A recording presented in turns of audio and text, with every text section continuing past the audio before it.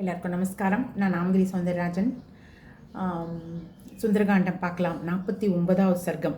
ராவணன் பெருமையை காணுதல். அசாத்திய சாதக சுவாமி அசாத்தியம் தவக்கிம்பத ராமதூத கிருபா சிந்தோ மத்காரியம் சாதய பிரபு.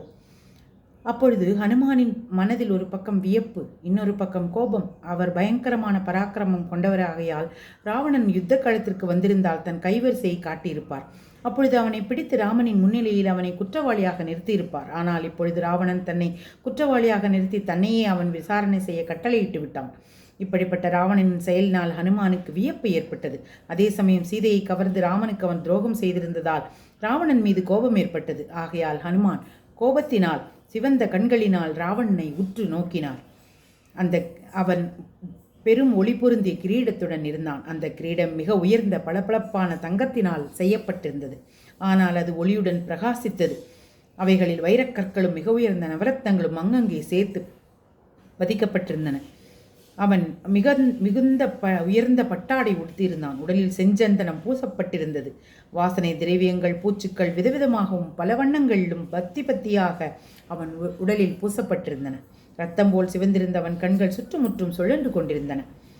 அவனை பார்க்கையில் அநேகம் துஷ்ட மிருகங்களுடனும் நிறைந்திருக்கும் சிகரங்களுடனும் இருந்த மந்திர பர்வதம் போன்றிருந்தது. அவன் மையை தீட்டி வைத்தது போல் கருமையான நிறத்தில் இருந்தான். அவன் மார்பில் பூரண சந்திரனை ஒத்த வெண்மையுடன் இருந்த முத்து மாலைகள் அலங்கரித்திருந்தன.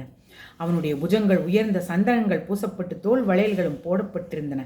கைகளில் கனமான கங்கணங்கள் ஒளிவீசிக் கொண்டிருந்தன. அவன் உயரமான சிம்மாசனத்தில் வசதியாக உட்கார்ந்திருந்தான்.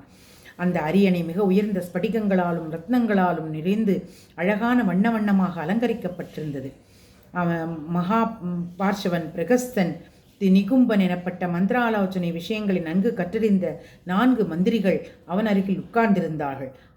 அவர்கள் வலிமை காரணமாக இருமாப்பு கொண்டவர்கள். மந்திராலோசனை தத்துவங்களை நன்கு அறிந்த இன்னும் பல மந்திரிகளும் நற்புத்தி கொண்ட இன்னும் பல ஆலோசகர்களும் இந்திரனை சூழ்ந்திருந்த தேவர்களைப் போல இருந்தார்கள். அவர்கள் அனைவரும் ராவணனை சேவித்திருந்தார்கள்.